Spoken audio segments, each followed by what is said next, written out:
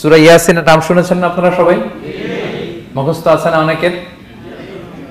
আমরা ছোটবেলা থেকে দেখতাম যে আমাদের দাদিরা, নানিরা, মায়েরা, খালারা ওনারা সূরা ইয়াসিন সকালবেলা পড়তেন, তাদের মুখস্থ ছিল সূরা ইয়াসিন। তো সূরা ইয়াসিন দুইটা পারায় একসাথে করে অবস্থিত, 22 এবং 23 পারা। এটা মাক্কি সূরা, ধারাক্রম অনুসারে এটা কোরআনের 36 নম্বর সূরা। এই সূরাটির আয়াত সংখ্যা মোট 83। এই সূরার অনেক ফজিলত আছে, কিন্তু ফজিলতগুলো বেশিরভাগ দুর্বল সনদের। একটা শুধু হাসান পর্যায়ের হাদিস পাওয়া যায়, বাকি সব দুর্বল। তো দুর্বল হলেও সমস্যা নাই, ফজিলতের ক্ষেত্রে দুর্বল হাদিস গ্রহণ করা যায়। কি কি আছে? এক হাদিসে সুনানে তিরমিজির বর্ণনায় রাসূল সাল্লাল্লাহু আলাইহি ওয়াসাল্লাম বলেছেন, ইন্না লিকুল্লি শাইআন কলবান ওয়া কলবুল কুরআনি ইয়াসিন। সব জিনিসের হৃদয় আছে, আর কোরআনের হৃদয়ের নাম হচ্ছে সূরা ইয়াসিন। যে ব্যক্তি একবার সূরা ইয়াসিন পড়ে, সে 10 বার পুরো কোরআন পড়ার সওয়াব পেয়ে যাবে। এটা একটা ফাজিলত। আচ্ছা, আরেক ফাজিলতে আছে, রাসূল সাল্লাল্লাহু আলাইহি ওয়াসাল্লাম বলেছেন, ইকরাউ সূরাতা ইয়াসিন আলা মাউতাকুম। তোমাদের মুমূর্ষদের সামনে বসে সূরা ইয়াসিন পড়ো। মৃত্যু পথযাত্রী এখনই মারা যাবে, অসুস্থ হয়ে পড়ে আছে, তাদের যাতে কষ্ট কম হয়, লাঘব হয়, রাসূল সাল্লাল্লাহু আলাইহি ওয়াসাল্লাম বলেছেন সূরা ইয়াসিন তার সামনে বসে পড়ো। কেন? এটা আমি সামনে বলবো। এগুলো দাঈফ সনদের। হাসান পর্যায়ের একটা মাওকুফ হাদিস আছে, ইবনে আব্বাস রাদিয়াল্লাহু তাআলা আনহু বলতেন যে ব্যক্তি মান ক্বারা ইয়াসিন হিনা ইউসবিহু, সকালবেলা যদি কেউ সূরা ইয়াসিন পড়ে, তাহলে সারা দিনের সব কাজগুলো আল্লাহ তার জন্য সহজ করে দেয়। আবার রাতে যদি কেউ সূরা ইয়াসিন পড়ে, সারা রাতের সব কাজ তার জন্য আল্লাহ তাআলা সহজ করে দেয়। এবং ইবনু কাসির ওনার তাফসির মিন তাজরিবাতিহি, মানে তার এক্সপেরিয়েন্স থেকে, কোনো হাদিস দলিল না, ওনার অভিজ্ঞতা থেকে বলেছেন যে আমি যখনই কোনো বিপদে পড়েছি সূরা ইয়াসিন তেলাওয়াত করার পর আল্লাহ তাআলা ওই কাজটা আমার জন্য সহজ করে দিয়েছেন। তো এখন সূরা ইয়াসিন বেশি বেশি তেলাওয়াত করবেন তো নাকি? ইনশাআল্লাহ। মাশাআল্লাহ, ঠিক আছে। মাক্কি সূরাগুলোর মূল প্রতিপাদ্য বিষয় হচ্ছে তাওহীদ, রিসালাত, আখিরাত। মাক্কি সূরাগুলো সাধারণত তাওহীদ, রিসালাত এবং আখিরাত নিয়ে কথা বলে। সূরা ইয়াসিনও তার ব্যতিক্রম নয়।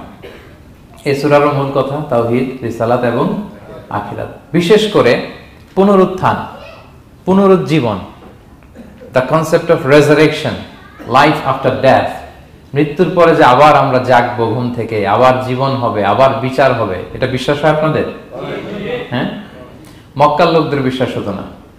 তারা অবাক হয়ে শুনতো রাসূল সাল্লাল্লাহু আলাইহি ওয়াসাল্লামের কাছ থেকে যে বলে কি, আমরা মরে যাব, পচে যাব, গলে যাব, জীর্ণ শীর্ণ হয়ে যাব, আমাদের হাড্ডি খুঁজে পাওয়া যাবে না, অস্তিত্ব পাওয়া যাবে না, আবার আমরা নাকি জীবিত হব, আবার নাকি উঠবো, আবার বিচার, আবার কি কি বলে মুহাম্মদ। তারা মিলাতেই পারতো না এটা।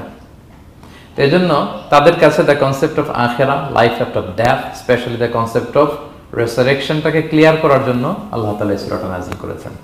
তাহলে এই সূরার সেন্ট্রাল থিম, মূল প্রতিপাদ্য বিষয় হচ্ছে পুনরুজ্জীবন বা পুনরুত্থান, মানে আবার যে আমরা পুনরায় উঠবো। বিশ্বাস হয় আপনাদের?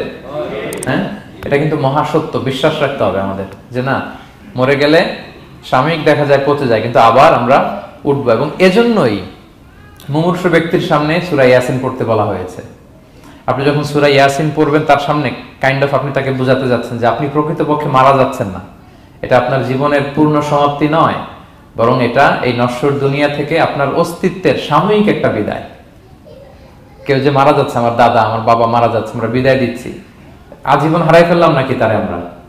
কি সে কি আজীবনের জন্য মিসিং? এটা সাময়িক একটা বিদায়, একটা শর্ট ব্রেক। ওনার অস্তিত্বের এই নশ্বর দুনিয়া থেকে ওনার অস্তিত্বের সাময়িক একটা বিদায়, কিন্তু পরবর্তী দুনিয়ায় তিনি কিন্তু আবার অনন্ত জীবন লাভ করবেন। তার মানে শারীরিক একটা মৃত্যু হচ্ছে, তার রুহের কোনো মৃত্যু নেই, হয় ইল্লিনে নয় সিজ্জিনে। ঠিক কিনা বলেন? আমাদের রুহগুলো কিন্তু মরে না, এটা আল্লাহর অর্ডারে ঢুকেছে, আল্লাহর অর্ডারে বের হয়, হয় ইল্লিনে নয় সিজ্জিনে। বিশ্বাসীদের রুহগুলো ইল্লিনে থাকে, আমাদের রুহগুলো যেন সেখানে থাকে, আমরা আল্লাহর কাছে কামনা করি, আমরা পড়ি আমিন। এজন্যই মৃত ব্যক্তিদেরকে আশাব্যঞ্জক করার জন্য এই সূরাটা, এই সূরার মধ্যে যে কথাগুলো বোঝানো হচ্ছে যে আবার আপনি উঠবেন, আবার জীবিত হবেন, আবার আমরা মিলিত হব, বিচারের মুখোমুখি হব, আবার আমরা জান্নাতে একত্রিত হব, আমাদের গেট টুগেদার হবে, আমাদের রিট্রিট হবে। মানে মৃত্যুর মধ্যে আমরা আনন্দ খুঁজে বেড়াই নাকি?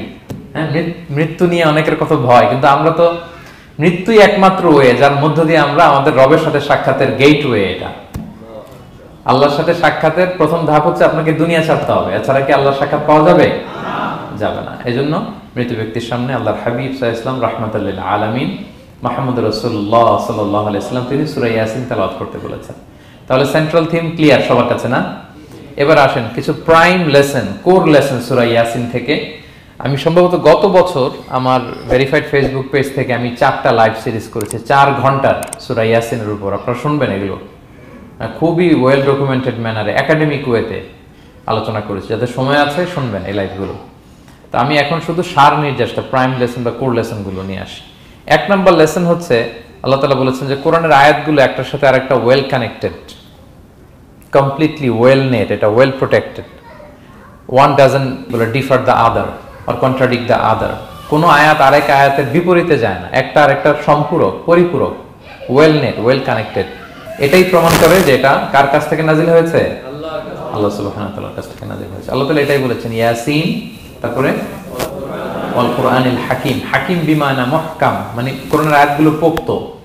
এটা হচ্ছে completely well net, perfectly connected, একটা আরেকটার সাথে কানেক্টেড। এক আয়াত ইফাসসিরু বা'দুহু বা'দান, এক আয়াত আরেক আয়াতকে ব্যাখ্যা করে। অনেক কথা কোরআনের এক জায়গায় সংক্ষেপে বলা হয়েছে, আরেক জায়গায় বিস্তারিত, এক জায়গায় ছোট করে আরেক জায়গায় বড় করে। কোন আয়াত আরেক আয়াতের সাথে কন্ট্রাডিক্ট করে না। আল্লাহ তাআলা বলছেন আফালা ইয়াতাদাব্বারুনাল কুরআন ওয়ালাউ কানা মিন ইনদি গায়রিল্লাহি লাওয়াজাদু ফীহি ইখতিলাফান কাসীরা। তারা কি কোরআন নিয়ে গবেষণা করবে না? এই কোরআন যদি আল্লাহ ছাড়া অন্য কারো কাছ থেকে নাজিল হতো তাহলে তারা কোরআনের মধ্যে অনেক বিরোধ দেখতে পেত, পরস্পর বিরোধ, অনেক বিরোধ দেখতে পেত। কিন্তু কোরআনের ভেতরে এই পুরো 30 পারায় কোথাও কি এক আয়াতের সাথে আরেক আয়াতের কন্ট্রাডিকশন আছে? কোনো বিরোধ আছে বলেন? না, এটা ওয়েল নেট, ওয়েল কানেক্টেড। অন্য আয়াতে আল্লাহ বলছেন লা ইয়াতিহিল বাতিলু মিন বাইনি ইয়াদাইহি ওয়ালা মিন খালফি। সামনে থেকে পেছন থেকে কোরআনে কোনো বাতিল অনুপ্রবেশ করতে পারে না, কারণ তানজিলু মিন হাকিমিন হামিদ, এটা প্রজ্ঞাময় প্রশংসিত আল্লাহর পক্ষ থেকে এটা প্রোটেক্টেড একটা কিতাব নাজিল হয়েছে। ফলে এটা কিয়ামত পর্যন্ত প্রোটেক্টেড থাকবে। এক আয়াত আরেক আয়াতের ব্যাখ্যা করে দেয়, এটা হচ্ছে একটা ব্যাখ্যা। আবার আল কুরআনিল হাকিম মানে হচ্ছে বিজ্ঞানময় কোরআন। কোরআনের মধ্যে অনেক বিজ্ঞানের কথাও আছে। শুধু বিজ্ঞান, বিজ্ঞান নিয়ে কি আছে প্রায় 1.5 ঘন্টার লেকচার আছে আমার। Scientific indications of the holy Quran, cosmic symbols, natural phenomena, cosmology, embryology, morphology, blah blah blah, অনেক কিছু।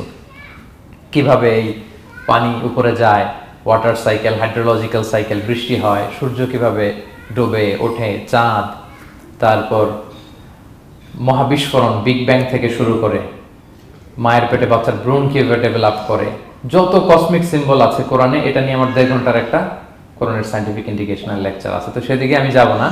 তো আল কুরআনুল হাকিমের 2টা ব্যাখ্যা হয়। এক হচ্ছে মুহকাম, মানে কোরআনের আয়াতগুলো প্রোটেক্টেড, কানেক্টেড। আরেকটা হচ্ছে কোরআনের আয়াতগুলো বিজ্ঞানসম্মত, বিজ্ঞানের সাথেও কন্ট্রাডিকশন করে না। কিছু যদি অমিল থাকে বিজ্ঞানের অপেক্ষা করা উচিত। বিজ্ঞান সামনে আরো শিখবে, আরো জানবে, আরো ডেভেলপ হবে, তখন বারবার বিজ্ঞানের মাথা কোরআনের দিকে নিচু হয়ে আসবে। ঠিক কিনা বলেন?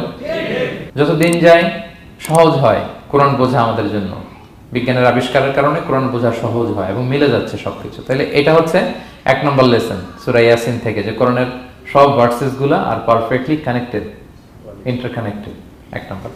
2 নম্বর হচ্ছে সূরা ইয়াসিনের 10 নম্বর আয়াতে আল্লাহ তাআলা বলেছেন ওয়াসাওয়াউন আলাইহিম আনযারতাহুম আম লাম তুনজিরহুম লা ইউমিনুন। হে নবী, আপনি তাদেরকে ওয়ার্নিং দেন আর না দেন সমান সমান, কাজ হবে না। এর কারণ হচ্ছে জেনে বুঝে যদি কেউ সত্যকে প্রত্যাখ্যান করে তার অন্তরে আল্লাহ মোহর মেরে দেন।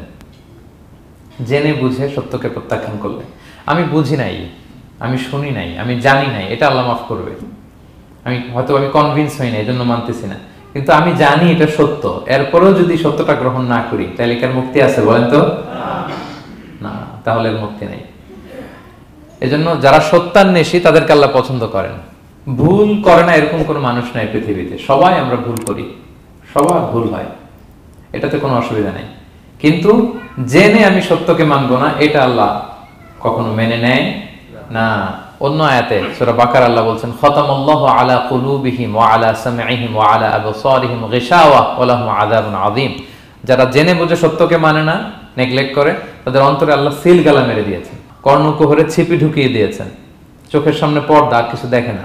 কারণ ওরা সত্যটা মানতে চায়, নিয়তি করে ফেলছে যে আমি মানবো না। কেউ যদি নিয়ত করে ফেলে যে আমি বুঝবো না, যত বুঝাক তারা বোঝানো যাবে। আমরা বাংলা একটা কথা বলি না যে ঘুমিয়ে থাকলে তাকে জাগানো সহজ, কিন্তু ঘুমের ভান ধরলে, ভান ধরে আছে ওরা তো ধাক্কা মারতেছি, টানতেছি, ওকে উঠবে ঘুম থেকে না। এটার উদাহরণ দেখেন আবু জাহেল আর ওমরে ফারুক রাদিয়াল্লাহু তাআলা, দুইজনই ইসলামের শত্রু ছিল, ইসলাম বিরোধী ছিল। কিন্তু ওমরে ফারুক রাদিয়াল্লাহু তাআলা আনহু ছিলেন সত্যান্বেষী, সত্য শুনলেই মানতেন। কিন্তু আবু জাহেল ছিল তার বিপরীত, সে ছিল গোড়া, অহংকারী, ইগোইস্টিক সমস্যা ছিল তার। সে জানতো যে আল্লাহর হাবিব সাল্লাল্লাহু আলাইহি ওয়াসাল্লাম আল্লাহর পক্ষ থেকে নাজিল হওয়া আসা একজন রাসূল, কোরআন আল্লাহর পক্ষ থেকে নাজিল হওয়া একটা কিতাব, জানার পরেও সে মানে নাই, ফলে তার নসিবে হেদায়েত জোটে নাই। কিন্তু ওমর ফারুক রাদিয়াল্লাহু তাআলা আনহু কিছুদিন পরেই উনি শাহাদা পড়ে ফেলছেন এবং রাসূল সাল্লাল্লাহু আলাইহি ওয়াসাল্লাম দোয়া করেছিলেন যে আল্লাহ আল্লাহুম্মা আইজ্জাল ইসলাম বি আহাব্বি হাযাইনি রাজুলাইনি ইনদাক, আল্লাহ দুজন লোকের যাকে তোমার ভালো লাগে তাদের একজনকে ইসলামের ছায়াতলে এনে তুমি ইসলামটাকে শক্তিশালী করো। একজন হচ্ছে আবু জাহাল, আরেকজন হচ্ছে ওমর। আল্লাহ তাআলা কার জন্য দোয়াটা কবুল করেছেন বলেন তো? ওমর ফারুকের জন্য, কারণ ওনার হৃদয়টা সাদা ছিল, সাদা মনের মানুষ, কলবে সালিম, সত্য যেখানে ওইটাই উনি গ্রহণ করতেন, সত্যের সামনে দুর্বল ছিলেন। আর আবু জাহেল জেনে বুঝে সত্যকে প্রত্যাখ্যান করেছেন। সো 2 নাম্বার শিক্ষাটা আমরা যেটা পেলাম যে জেনে বুঝে সত্য প্রত্যাখ্যান করলে আল্লাহ তার জন্য হেদায়েত বরাদ্দ রাখেন না। এজন্য আমরা আমাদের বাকি জীবনটুকু আমরা এই মেন্টালিটি, মাইন্ডসেট যেন আমাদের থাকে যে সত্য দেখলেই আমরা মানবো, যেখানেই সত্য ওইটাই আমি গ্রহণ করবো। কি বলেন? এটা যদি আমার বিরুদ্ধে যায়, আমার দলের বিরুদ্ধে গেলে, বাবার বিরুদ্ধে গেলে, মানতেই হবে আমাকে। সত্য যেখানে আছে ওখানেই আমাদেরকে ছুটে যেতে হবে। দুটো চলে গেল। 3 নাম্বার হচ্ছে আমরা পৃথিবীতে যা করি আমরা অনেক সময় মনে করি যে দরজা বন্ধ করে দিলে, সুইচটা অফ করে দিলে আর বুঝি কেউ দেখে না। তা আসলে আমরা আসমানি বিশেষ নজরদারির ভেতরে আছি, এটা আমরা ভুলে যাই যে সবার চোখ ফাঁকি দেয়া গেল, একজনের চোখ ফাঁকি দেয়া যায় না। তিনি কে বলেন তো? লা তুদরিকুল আবসার ওয়া হুয়া ইউদরিকুল আবসার ওয়া হুয়াল লাতীফুল খাবীর। কেউ তারে দেখে না কিন্তু তিনি সবাইকে দেখে। কোন চোখ তাকে দেখে না কিন্তু তিনি সব চোখগুলোকে দেখে। তাহলে 3 নম্বর লেসন হচ্ছে everything is recorded in a well documented man. আমরা যা বলি, যা করি, যা লিখি সবকিছু রেকর্ডেড, রেকর্ড করা হচ্ছে। কিন্তু সেদিন আপনি দেখবেন, ভালো করলেও দেখবেন, খারাপ করলেও আপনি দেখবেন। তার মানে সবকিছু লিপিবদ্ধ হচ্ছে, সংরক্ষিত হচ্ছে। এটা আল্লাহ কোথায় বলেছেন? সূরা ইয়াসিনের 12 নম্বর আয়াত। আল্লাহ বলেন নাকতুবু মা কদ্দামু ওয়া আসারহুম, তারা যা আমল করেছে আমি লিখে রাখি।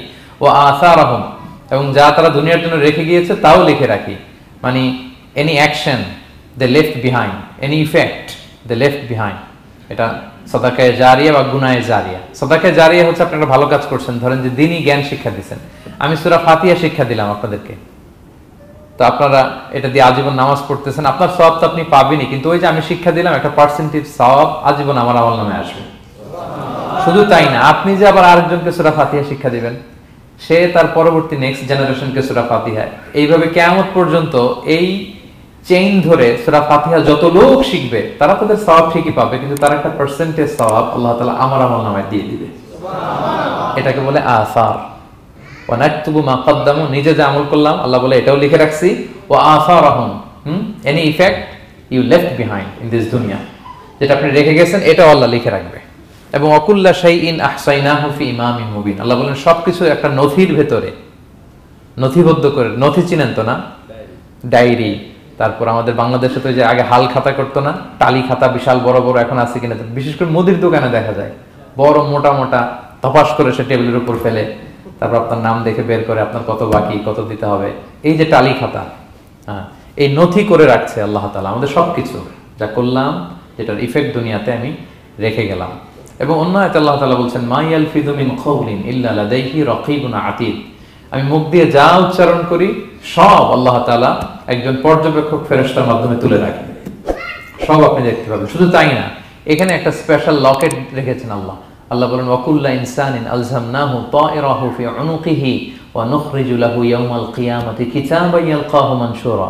প্রত্যেকের গ্রীবালগ্নে আমি একটা স্পেশাল সিম কার্ডের মতো রেখেছি, যা বলো এখানে রেকর্ড হয়ে আছে, কিয়ামতের দিন আমি সব বের করে দিব। তাহলে পালানোর জায়গা আছে? That means we are under surveillance, 24/7 আল্লাহ তাআলা মনিটর করছেন। এবং এই বিশেষ আসমানি নজরদারি থেকে আমরা কেউই মুক্ত না।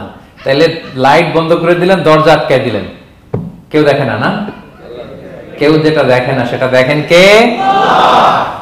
আচ্ছা, 3টা জেনে গেলেন। 4 নম্বরে হচ্ছে পৃথিবীতে সব নবীরা এক মিশন এবং ভিশন নিয়ে এসেছে।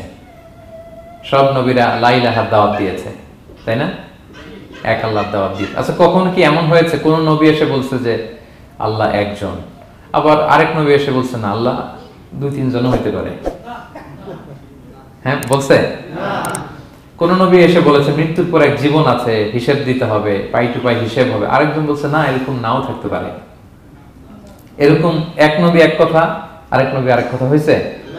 এগুলো নবীদের মধ্যে, কবিদের মধ্যে হয়। এক কবি এক কথা বলে, আরেক কবি, এক দার্শনিক এক কথা বলে, আরেক দার্শনিক আরেক কথা, এক রাজনীতিবিদ এক কথা, আরেক রাজনীতিবিদ আরেক। এদের মধ্যে ধাক্কাধাক্কি হয়, কিন্তু নবীদের মধ্যে কথার মধ্যে এগুলো আছে? কারণ তারা মন গড়া কথা বলে না। ওমা ইয়ানতিকু আনিল হাওয়া ইন হুয়া ইল্লা ওয়াহয়ু ইউহা। তাদের কথা আসে একটা হেডকোয়ার্টার থেকে। হেডকোয়ার্টারটা কার? আল্লাহ। আসমানি রেভেলেশনের বেসিসে ওনারা কথা বলেন। মন গড়া কোনো নবী কোনো কথা বলেন না। তাহলে 4 নম্বর শিক্ষা হচ্ছে সব নবীর মিশন ভিশন এক। এজন্য তাদের মধ্যে একটা কোঅপারেশন ছিল। সূরা ইয়াসিনে চমৎকার একটা ঘটনা আছে। একটা জনপদের নাম উল্লেখ করা হয়নি, কিন্তু কোন কোন মুফাসসির বলেছেন এটা তুরস্কের আন্তাকিয়া জনপদে আল্লাহ একটা কাজে, দাওয়াতি কাজে 2 জন নবীকে পাঠালেন। কয়জন? 2 জন। কাজ একটা, কিন্তু কয়জন? 2 জন। এরকম সাধারণত অন্য নবীদের ক্ষেত্রে হয় না, কোরআনে পাওয়া যায় না যে এক কাজে এক জায়গায় 2 নবী, এরকম হয় না। এক্সেপ্ট মুসা আলাইহিস সালাম, ওনার কথা বলার জড়তা ছিল, তো উনি আল্লাহকে বলেছেন আল্লাহ আমাকে যেই তাওরাত দিয়ে পাঠালেন আমি তো কথা ক্লিয়ারলি বলতে পারি না, জড়তা, মামলিং হয় আমার মুখে। তো আমার ভাই আখি হারুন আফসাহু মিন্নি লিসান, ও খুব ফ্লুয়েন্ট ছিল, আমি নেতৃত্ব দিব, কিন্তু হারুন ভোকাল দিবে, আপনি তাকে নবী বানায় দেন। মুসা আলাইহিস সালামের দোয়ার বদলতে আল্লাহ হারুন আলাইহিস সালামকে নবী বানায় দিয়েছিলেন। 2 ভাই মিলে ফেরাউনের কাছে দাওয়াতি কাজ করেছে। কিন্তু এছাড়া আর এরকম দেখা যায় না যে এক এলাকায় এক কাজে 2 জন নবী, না। এইখানে দেখা গিয়েছে আন্তাকিয়া জনপদে আল্লাহ এক মিশনে কয়জন নবী পাঠিয়েছেন? 2 জন। আচ্ছা, কিছুদিন পরে আরো একজন, তাহলে হইল কয়জন? 3 জন। এক কাজে এক জনপদে এক এলাকায় মোট 3 জন নবী, কিন্তু এদের মধ্যে কোনো মারামারি নেই। আমাদের দায়ীদের অবস্থা দেখেন তো বাংলাদেশে, মাশাআল্লাহ। আমাদের প্রত্যেক দায়ীদের একই মিশন না? একই মিশন, একই ভিশন, একই লক্ষ্য, একই ডেস্টিনেশন, কিন্তু কত বিভেদ, কত বিরোধ দেখেন। আল্লাহ তাআলা সূরা ইয়াসিনের 14 নম্বর আয়াতে বলছেন ইদ আরসালনা ইলাইহিম মুসনাইন, প্রথম 2 জন নবী পাঠালাম একটা মিশনে, ফাআজ্জাজনা বিসালিস, এবং 3য় জন দিয়ে আরো এদেরকে মজবুত করলাম, ফাকালু ইন্না ইলাইকুম মুরসালুন, তারা যে 3 জন একই কথা বলল যে আমরা রাসূল হয়ে এসেছি। তাহলে দেখেন নবীদের মধ্যে পারস্পরিক শ্রদ্ধাবোধ ছিল। বড় নবী, ছোট নবী, প্রধান বক্তা, দ্বিতীয় বক্তা, তৃতীয়, এগুলো ছিল না। এই 3 নবীর মধ্যে প্রধান নবী, দ্বিতীয় নবী, তৃতীয় নবী আছে নাকি? না। 3 জন একই মিশনে, একই ভিশনে, কোঅপারেশনে তারা এগিয়ে গিয়েছে। তো দেখেন আমরা যারা কোরআনের দায়ী, আমরা তো নবীদের কাজটাই করি, ফলে আমাদের মধ্যে এই কোঅপারেশন থাকতে হবে, এই রেসপেক্ট থাকতে হবে। আমি ব্যক্তিগতভাবে খুবই লজ্জিত যে আমাদের এই দাওয়া অঙ্গনটাকে আমরা কলুষিত করে ফেলেছি। আমরা অন্য আলেমকে, অন্য দায়ীকে তুচ্ছ করা, তাচ্ছিল্য করা, ছোট করা, হেয় করা, তাকে বাতিল করা, নাকচ করা, এরকম আমরা করে থাকি। আমি একাই ইসলামের মুখপাত্র, আমি যা বলবো এটাই, এটা ঠিকাদারি আমার কাছে, এরকম একটা মেন্টালিটি আছে না? এটা নবীদের মাইন্ডসেট এরকম ছিল না। ওনারা কোঅপারেশনে, কোলাবোরেশনে কাজ করতেন, পার্টনারশিপে, একে অপরের প্রতি রেসপেক্ট ছিল। কোন নবী আরেক নবীর বিসৎকার করে নাই, কিন্তু আমরা এক দায়ী আরেক দায়ীকে কাফের বলতেও তো আমরা দ্বিধাবোধ করি না, কি বলেন? আল্লাহ তাআলা আমাদেরকে বোঝার তৌফিক দান করুন। 5 নাম্বার, নবীদের কাজ হচ্ছে আল বালাগুল মুবিন, ক্লিয়ার কমিউনিকেশন, শুধু পৌঁছে দেয়া, বাণীবাহকের কাজ করা। আল্লাহ তাআলা বলছেন ওমা আলাইনা ইল্লাল বালাগুল মুবিন। ওই 3 জন নবী যখন বুঝালেন, তারা এলাকাবাসী মানে না, রিজেক্ট করলো, কিন্তু তারা বললো যে আমাদের কাজ হচ্ছে পৌঁছে দেওয়া, মানবা কি মানবো না এটা তোমাদের কাজ, আমাদের কাজ কি? আল বালাগুল মুবিন, কোরআনিক টার্মিনোলজি, মানে হচ্ছে ক্লিয়ার কমিউনিকেশন, আমাদের কাজ পৌঁছে দেওয়া, এর বেশি কিছু না। আমরা অনেক সময় একটু জবরদস্তি করতে চাই, জোরাজুরি করতে চাই, এই নামাজ পড়ো না কেন, তাকে জোরাজুরি করা, দাঁড়িয়ে রাখানো, জোরাজুরিতে বেশি কাজ হয় না। আপনি পাওয়ারফুল মেসেজ দিবেন, ইনফ্লুয়েন্স করবেন, এতেই আল্লাহ হেদায়েত দিবে, কারণ হেদায়েতটা নিয়ন্ত্রণ করেন একমাত্র কে? আল্লাহ। এখানে আর কারো হাত নাই, এমনকি নবীরও না। কোন নবীও চাইলে কাউকে হেদায়েত দিতে পারে না। আল্লাহর হাবিব সাল্লাল্লাহু আলাইহি ওয়াসাল্লাম মক্কায় মক্কাবাসীদের পেছনে ঘুরতে ঘুরতে পেরেশান। উনি তো রহমতের নবী, উনি ভাবতেছিলেন হায়রে একটু যদি আমার কথা মানতো তাইলেই তো জাহান্নাম থেকে বেঁচে যায়, আর একটু দাওয়াত দেই, সকালে দেই, দুপুরে দেই, বিকেলে দেই, রাতে দেই। তাদের পিছনে ঘুরতে ঘুরতে রাসূল সাল্লাল্লাহু আলাইহি ওয়াসাল্লাম পেরেশান হয়ে যেতেন। আল্লাহ তাআলা সূরা কাহফে আয়াত নাযিল করলেন, ফালাআল্লাকা বাকিউন নাফসাকা আলা আসারিহিম ইল্লাম ইউমিনু বিহাদাল হাদীসি আসাফা। নবী, ওরা যদি শুনতে না চায়, আপনি তো ওদের পিছনে ঘুরতে ঘুরতে পাগল হয়ে যাচ্ছেন বোধহয়, না রেখে দেন, মানলে মানুক, না মানলে নাই। হেদায়েত দেওয়ার মালিক হচ্ছে আমি। ফাযাক্কির ইন্নামা আনতা মুযাক্কির, আপনি শুধু স্মরণ করিয়ে দেন, উপদেশ দেন। লাস্তা আলাইহিম বিমুসাইতির, আপনি বল প্রয়োগ করতে আসেন, আপনাকে দারোগা বানাই পাঠাইনি আমি, আপনি শুধু পৌঁছে দিবেন। এমনকি রাসূল সাল্লাল্লাহু আলাইহি ওয়াসাল্লাম ওনার চাচা আবু তালেবের হেদায়েতের জন্য অনেক ট্রাই করেছেন, কিন্তু হেদায়েত নসিব হয়েছে বলেন? কারণ ইন্নাকা লা তাহদি মান আহবাবতা ওয়ালাকিন্নাল্লাহ ইয়াহদি মান ইয়াশা। নবী, আপনি যাকে চান তাকে হেদায়েত দিতে পারবেন না। তাহলে আমাদের যারা দাঈ, আমাদের কাজ কি? পৌঁছে দেওয়া। বলেন তো, কাজ কি? পৌঁছে দেওয়া। নাকি বল প্রয়োগ করা, জোরাজুরি করা? মাশাআল্লাহ। 7 নাম্বার লেসন হচ্ছে, এই পৃথিবীর সবকিছু আইন মানে কার? বলেন তো? আল্লাহর। ইচ্ছায় অনিচ্ছায় সবকিছু আল্লাহর আইন মানে, আমরা ছাড়া শুধু।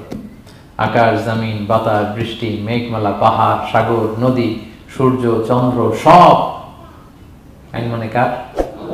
আল্লাহর আইন মানে। সে কথা আল্লাহ বলছেন, ওয়াশ-শামসু তাজরি লিমুস্তাকাররিন লাহা, আমি সূর্যের জন্য একটা গতিপথ দিয়েছি, কক্ষপথ, অক্ষপথ, সে ওইদিকেই ঘুরে, ওরা ঘুরতে বলছে ও ঘুরে, এর কোনো ব্যত্যয় নাই। যালিকা তাকদীরুল আজিজিল আলিম, এটা আমি আল্লাহ ফিক্স করে দিয়েছি। ওয়াল কামারা কাদ্দারনাহু মানাজিলা হাত্তা আদা কাল উরজুনিল কাদিম, আর চাঁদকে আমি 30টা মঞ্জিল দিয়েছি। দেখবেন চাঁদ কিন্তু এক জায়গায় উদিত হয় না, 30 দিনে 30 জায়গায়, পুরো মাস ব্যাপী এদিক থেকে ওদিকে শুধু ঘুরে। এটা আল্লাহ ফিক্স করে দিয়েছে, এটা ওর বিধান। আমাদের জন্য কোরআন বিধান হিসেবে দিয়েছে, আমরা মানি না, কিন্তু প্রত্যেক প্রাণীর জন্য, সৃষ্টির জন্য যে বিধান আল্লাহ ফিক্স করেছেন, ওরা ওইটাই মানে, এর একটু অ্যাকচুয়াল পরিমাণ ডান ব্যয় করে না। সুবহানাল্লাহ, সুবহানাল্লাহ। সো জগতের সবকিছু আল্লাহর দেয়া বিধান মেনে চলে, কারণ গোটা জগৎটাই তো তার। গোটা জগৎটা কার বলেন? ফলে আইনও চলবে তার। আমরা যেন আল্লাহর সবগুলো আইন মেনে চলি। 8 নাম্বার হচ্ছে, এই যে আমরা জান্নাতের কথা শুনি, কিয়ামতের কথা শুনি, আখিরাতের কথা শুনি, একদিন আমরা এটা চাক্ষুষ দেখতে পাবো, তখন আমাদের এই বিশ্বাসটা আরো প্রগাঢ় হবে। মৃত্যুর পরে যে আমাদের লম্বা ঘুম, এই আমাদের নিদ্রা ভঙ্গ যেদিন হবে, সেদিন আমরা সব দেখতে পাবো, চাক্ষুষ কিয়ামতের সবকিছু। সেটা আল্লাহ তাআলা বলছেন, নুফিখা ফিস সূরি ফাইদাহুম মিনাল আজদাসি ইলা রাব্বিহিম ইয়ানসিলুন, ইসরাফিলের সিংহার ফুৎকারে সেদিন সব মানুষ জেগে উঠবে।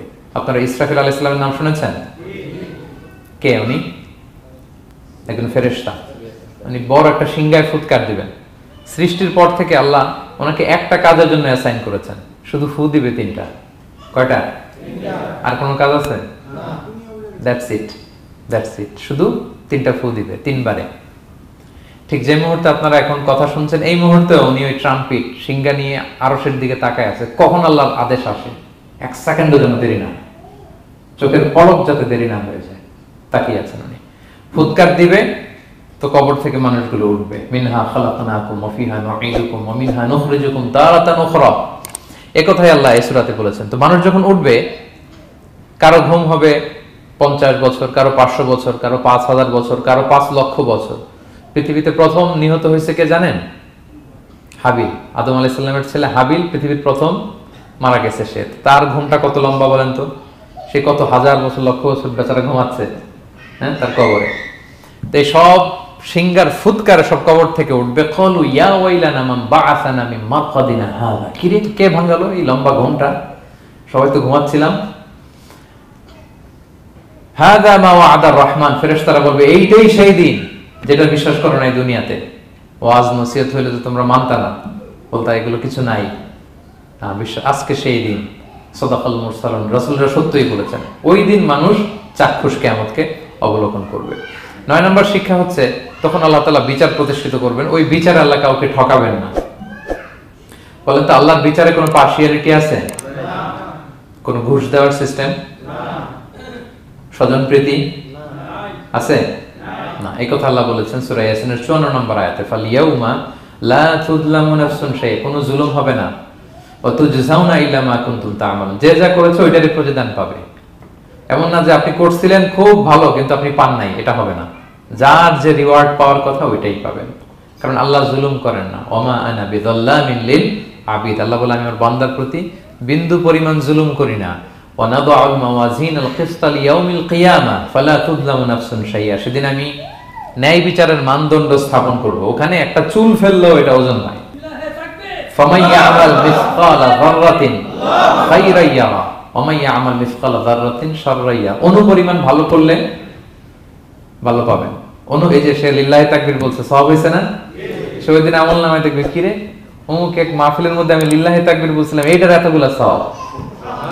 তারপরে এই যে আপনারা আল্লাহু আকবার বলছেন, এতে সওয়াব হইছে না? এরকম ছোট্ট ছোট্ট প্রতি মুহূর্তে একজন রাস্তা চেনে না, রাস্তা দেখাই দিলেন, একজন একটা ভালো উপদেশ দিলেন। হ্যাঁ, এইভাবে ছোট্ট ছোট্ট যত ভালো কাজ সব পাবেন, ছোট্ট ছোট্ট খারাপ কাজ সব সেদিন পাবেন, কোনো জুলুম হবে না। আচ্ছা, 10 নম্বর শিক্ষা হচ্ছে যারা জান্নাতে যাবে, জান্নাতের একটা ফিচার হচ্ছে, মেজর ফিচার, জান্নাতে যে জান্নাতীরা যা চাবে তাই পাবে, কোনো না নাই সেখানে, যার যেটা মনে চায়। এটা সূরা ইয়াসিনের 57 নম্বর আয়াত আল্লাহ বলেছেন, লাহুম ফিহা ফাকিহা ওয়া লাহুম মা ইয়াদদাউন। সেখানে অজস্র অঢেল সুস্বাদু মুখরোচক ফলমূল থাকবে। দুনিয়াতে এক ফলে এক মজা, আনারসের মজা তরমুজে নাই, তরমুজের মজা আমে নাই, আমের মজা বাঙ্গিতে নাই, বাঙ্গির মজা কাঁঠালে নাই, কাঁঠালের মজা ডুরিয়ানে নাই। যেইটা খাবেন ওইটা স্বাদ। জান্নাতে এক ফলের ভেতরে হাজার রকমের স্বাদ আল্লাহ ঢুকাই দিবে। আচ্ছা, দুনিয়াতে যে কমলা খান, কমলার ছোলা খান, হ্যাঁ, ডাব যে খান, ডাবের ছোলাটা খান, শুধু পানি, ওইখানে ডাবের চেয়ে ডাবের ছোলা মজা লাগবে। কমলার চেয়ে কমলার ছোলা হবে আরো সুস্বাদু। মানে ওইটার ফিচারের সাথে দুনিয়ার ফিচারের কোনো তুলনাই হয় না, নো কম্পারিজন। যা চাবে তাই পাবে। ইয়াসিনের 11 নম্বর শিক্ষা হচ্ছে সেদিন নিজের হাত পা নিজের বিরুদ্ধে সাক্ষী দিবে যারা জাহান্নামে যাবে। কারণ জাহান্নামীরা বলবে না আল্লাহ করি নাই, তোমার ফেরেশতারা ভুলে লিখছে, আল্লাহ আরেকজনের আমলনামা আমারে দিয়ে দিছে, এই অনেক ধরনের অজুহাত। তখন আল্লাহ তাআলা তার মুখটাকে সিলগালা করে দিবেন। ফাল ইয়াউমা নাখতিমু আলা আফওয়াহিহিম ওয়া তুকাল্লিমুনা আইদিহিম ওয়া তাশহাদু আরজুলুহুম বিমা কানু ইয়াকসিবুন। আল্লাহ বলে তোমার মুখ আমি সিলগালা করে দিলাম, হাত কথা বলবে, তখন পা সাক্ষী দিবে কোথায় যে এই পাপটা করছেন।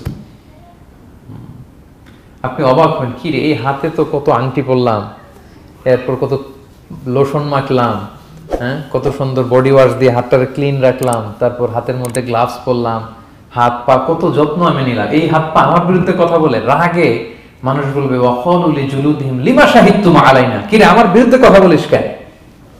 তো হাত পা বলবে ক্বালু আনতাকানাল্লাহ আল্লাযী আনতাকা কুল্লা শাই। ওই আল্লাহ আজকে আমাকে কথা বলার সুযোগ দিয়েছে, যে আল্লাহ চাইলে যে কাউকে যে কোনো সৃষ্টিকে কথা বলার সুযোগ দিয়ে থাকে। পাথরকে আল্লাহ জবান দিতে পারেন, দিয়েছেন। রাসূল সাল্লাল্লাহু আলাইহি ওয়াসাল্লাম মক্কার শিয়াবের মধ্য দিয়ে যখন হাঁটতেন, অনেক পাথর রাসূল সাল্লাল্লাহু আলাইহি ওয়াসাল্লামকে সালাম দিয়ে বলেছেন, আসসালামু আলাইকা ইয়া নবী আল্লাহ, হে আল্লাহর নবী আপনাকে সালাম। কে দিয়েছে সালাম? পাথর। মরা খেজুর গাছ কেঁদে উঠেছে নবীর জন্য, তার মানে এগুলোর ভিতরে প্রাণের সঞ্চার করেছেন কে? আল্লাহ। সেদিন হাতের ভেতরে আল্লাহ তাআলা কথার শক্তি দিবেন। আপনার হাত আপনার বিরুদ্ধে, পা বিরুদ্ধে, আপনার বডি আপনার বিরুদ্ধে সাক্ষী দিবে। সো খবরদার, অতটুকু পাপ করি যতটুকু পাপের শাস্তি বহনের ক্ষমতা আমার আছে, একটু হিসাব মিলিয়ে নিই আমরা।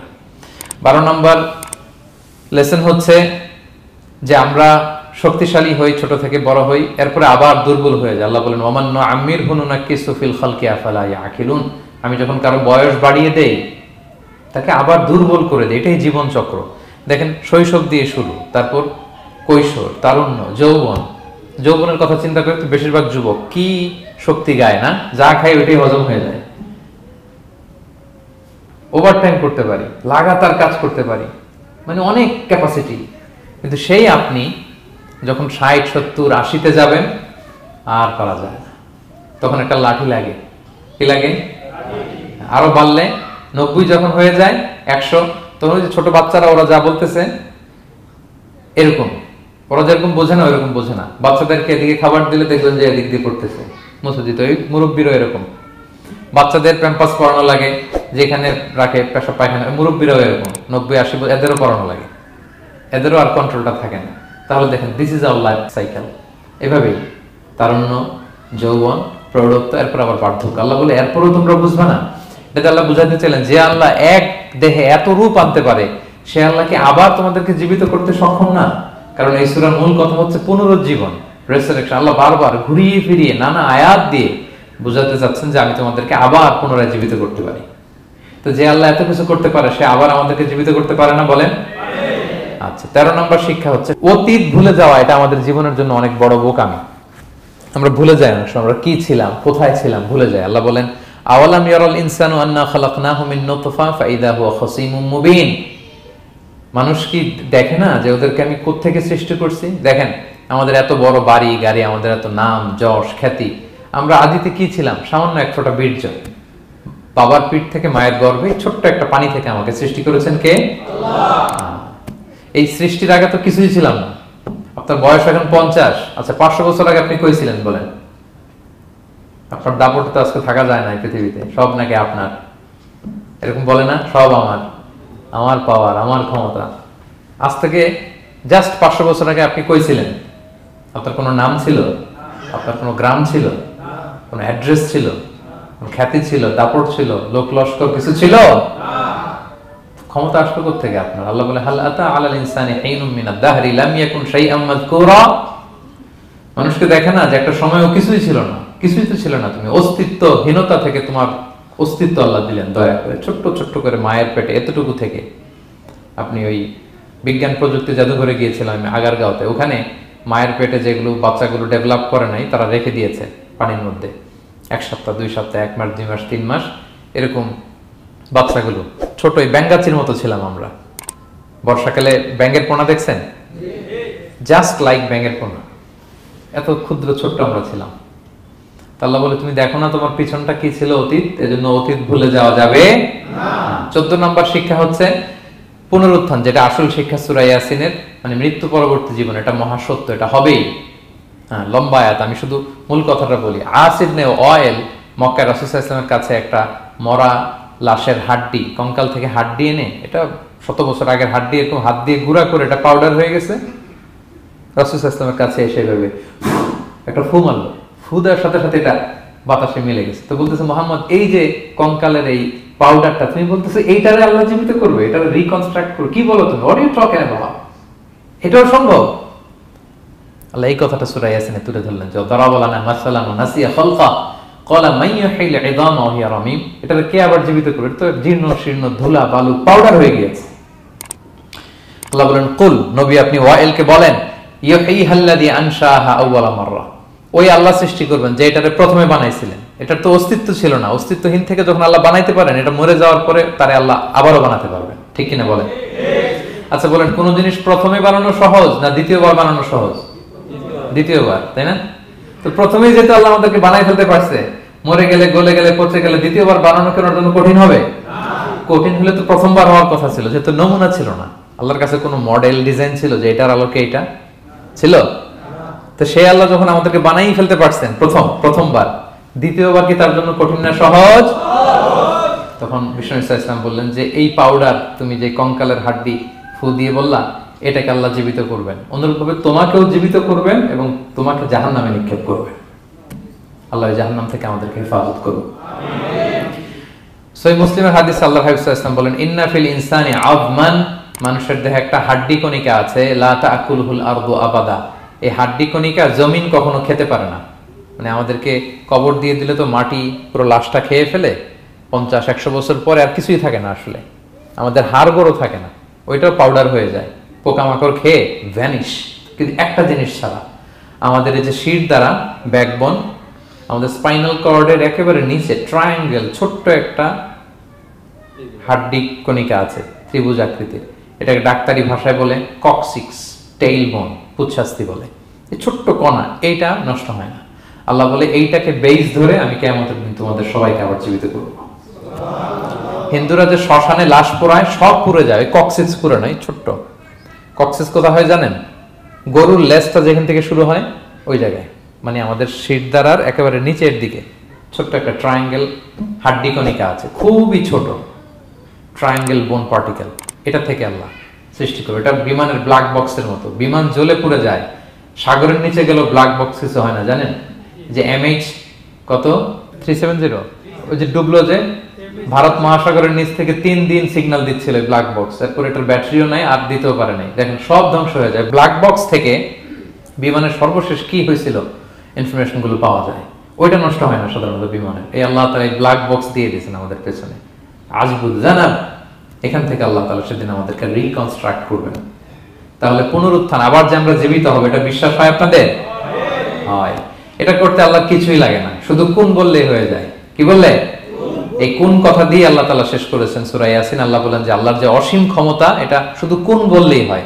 ইন্নামা আমরুহু ইযা আরাদা শাইআন আইয়াকুলা লাহু কুন ফায়াকুন।